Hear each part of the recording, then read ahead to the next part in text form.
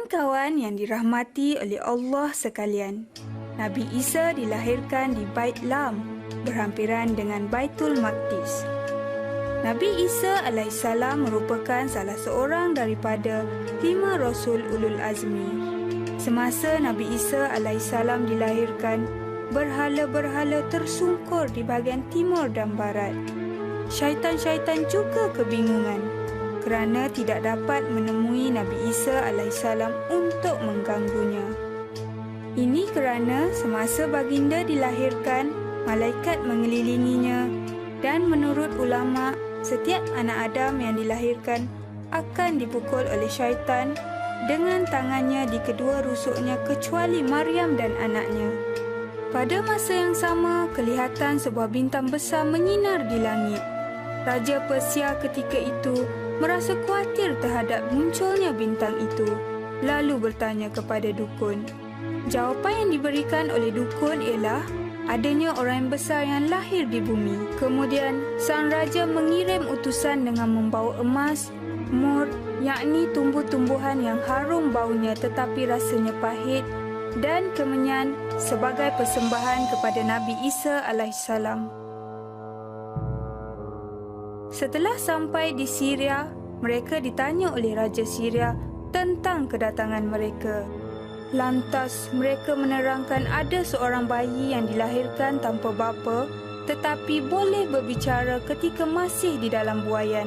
Lalu, sang raja menyuruh utusan dari Persia itu datang ke istana beserta dengan hadiah. Manakala dia pula mengutus orang untuk membunuh Nabi Isa alaihissalam di Baitul Maqdis. Ini bermakna Raja Syria merasakan dirinya tergugat dengan kelahiran Nabi Isa alaihissalam. Allah Al-Hafiz, Allah Maha Memelihara. Allah telah memelihara Nabi Isa alaihissalam dengan memberi ilham kepada ibunya Maryam bahawa utusan Raja Syria hanya datang untuk membunuh Nabi Isa alaihissalam. Lantas, Maryam membawa anaknya lari ke Mesir dan tinggal di sana sehingga umur Nabi Isa alaihissalam 12 tahun. Menurut ulama, dari kecil lagi Nabi Isa alaihissalam telah memperlihatkan mukjizat dan karamahnya. Semasa berusia 30 tahun, Nabi Isa alaihissalam telah menerima wahyu dari Allah. Baginda diangkat menjadi Rasul di Bukit Zaitun ketika sedang bersolat bersama-sama ibunya.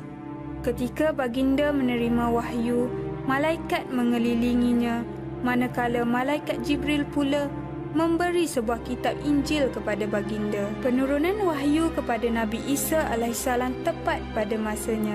Ini kerana pada ketika itu masyarakat Bani Israel telah menyeleweng dari ajaran yang sebenar. Mereka bebas melakukan sesuatu perkara tanpa mengira batasan halal ataupun haram. Dengan tanggungjawab yang telah diberikan oleh Allah, Nabi Isa alaihissalam cuba berdakwah kepada mereka dengan mengajak mereka kembali ke jalan Allah. Mereka beramai-ramai meminta Nabi Isa alaihissalam membuktikan kebenaran risalah yang dibawanya. Allah Al-Alim, Allah Maha Mengetahui. Allah telah membekalkan mukjizat kepada Nabi Isa alaihissalam.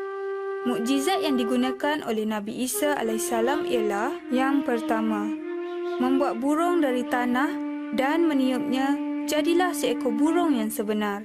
Yang kedua, dengan izin Allah, baginda dapat menyembuhkan orang buta sejak dari kelahirannya hingga dapat melihat semula. Yang ketiga, dengan izin Allah, baginda dapat menyembuhkan orang yang berpenyakit sopak. Yang keempat, baginda dapat menghidupkan orang mati dengan cara memanggil dan mengusapnya.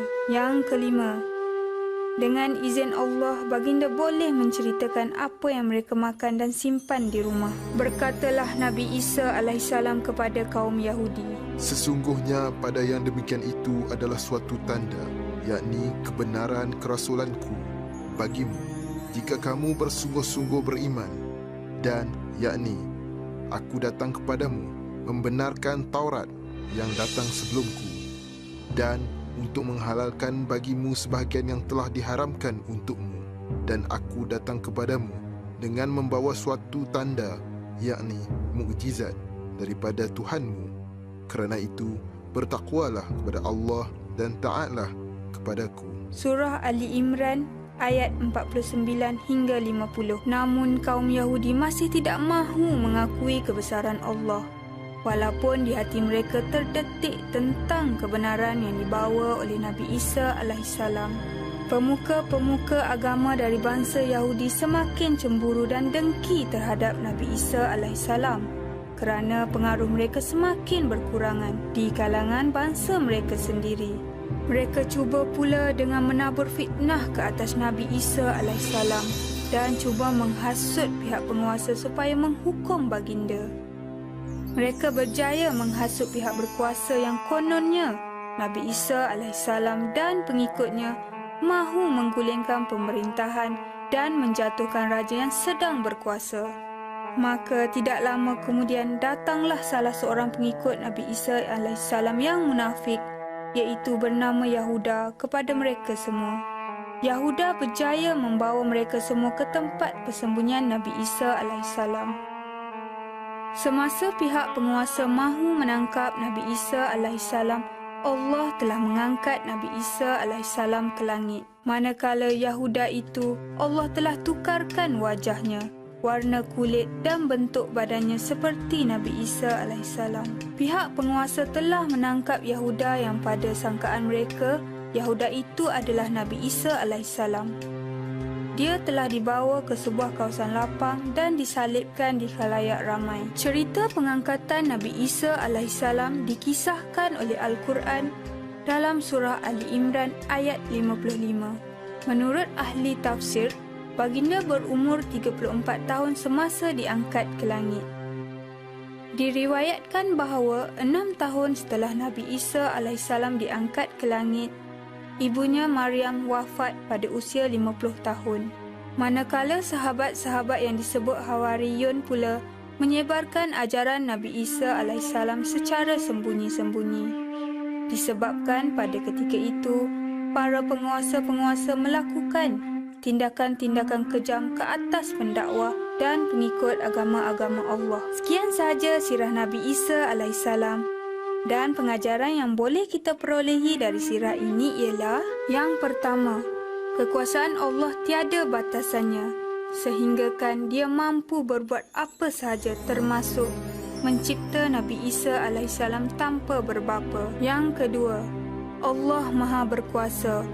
Allah telah mengembalikan tipu daya dan perbuatan jahat Yahuda di atas pengkhianatannya sendiri, iaitu menukarkan wajahnya menyerupai Nabi Isa alaihissalam sehingga pihak penguasa dan orang kafir yang lain tidak tahu yang ditangkap itu Yahuda dan bukannya Nabi Isa alaihissalam. Jangan ketinggalan kawan-kawan untuk mengikuti sirah yang terakhir junjungan mulia kita Nabi Muhammad SAW dalam jilid ke-10.